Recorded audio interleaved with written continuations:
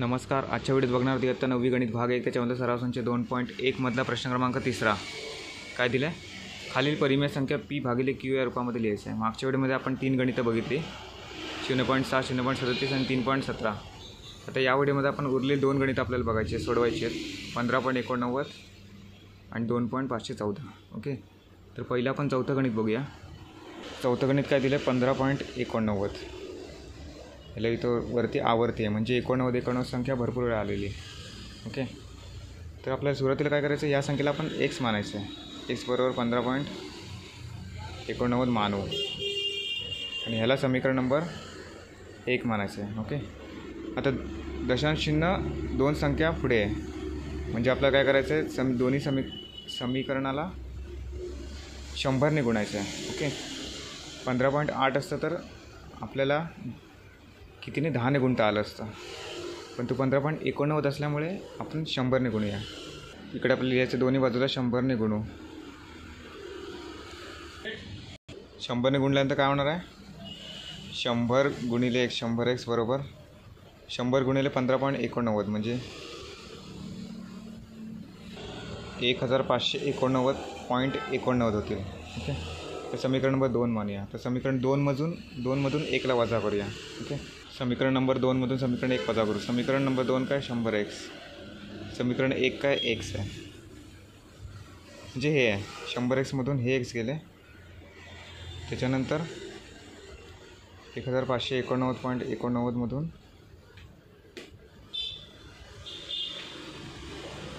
15.89 आलं आहे. Okay, 100x मधून x गेला, 99x राहिले. त्यानंतर 1589.89 मधून 15.89 गेले, किती राहिले? 1574. आता xला इथंच ठेवायचं आहे आणि 99ला बरोबर चिन्हाच्या त्या साईडला नेऊया, म्हणजे भागिले होईल. ओके, कारण इकडे गुणिले आहेत म्हणून बरोबर चिन्हाच्या त्या साईडला नेल्यानंतर होणार भागिले. म्हणजे काय होणार? x बरोबर 1574 भागिले 99. x बरोबर 1574 भागिले 99. ओके, आता x बरोबर किती मानलं होतं? 15.89. म्हणजे 15.89चं उत्तर काय येतं? p भागिले q या रूपामध्ये 1574 भागिले 99. ओके, आता आपण 5वं गणित बघूया लास्टचं. 2.514 आहे.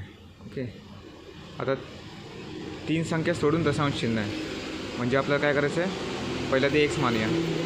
x बरोबर 2.514 मानू. ओके, आणि समीकरण नंबर 1 देऊया आता ह्याला. आता काय करायचं आपल्याला, दोन्ही समीकरणाला कितीने गुणायचं आहे? दशांश चिन्ह 3 स्थान पुढे असल्यामुळे आपण समीकरण 1ला 1000ने गुणूया. 1000ने गुणू. 1000ने गुणल्यानंतर काय होणार आहे? 1000x बरोबर 2514.514. या समीकरण नंबर 2 मानूया. ओके, तर समीकरण 2मधून समीकरण 1ला वजा करूया. समीकरण 2मधून समीकरण 1ची वजाबाकी करू. काय होणार आहे? 1000x वजा x बरोबर 2514.514 वजा 2.514. ओके, तर किती उत्तर येतं? इथे 99x आला. 2514.514 मधून 2.514 गेल्यानंतर किती उत्तर आलं?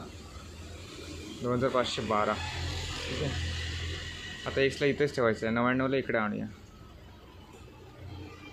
तर 99 इकडे आल्यानंतर होणार काय? भागिले 2512 भागिले 99. आता x आपण काय मानलं होतं? 2.514. तर आवर्ती बरोबर 2512 भागिले 99 हे उत्तर आलं. दशांश रूपाचं आपण कशामध्ये रूपांतर केलं आहे? p भागिले q या स्वरूपामध्ये. ओके, अशा प्रकारे 4थं आणि 5वं गणित झालं आहे. बाकी पहिली जी 3 गणित होती ते आधीच्या व्हिडिओमध्ये होती. ओके, धन्यवाद.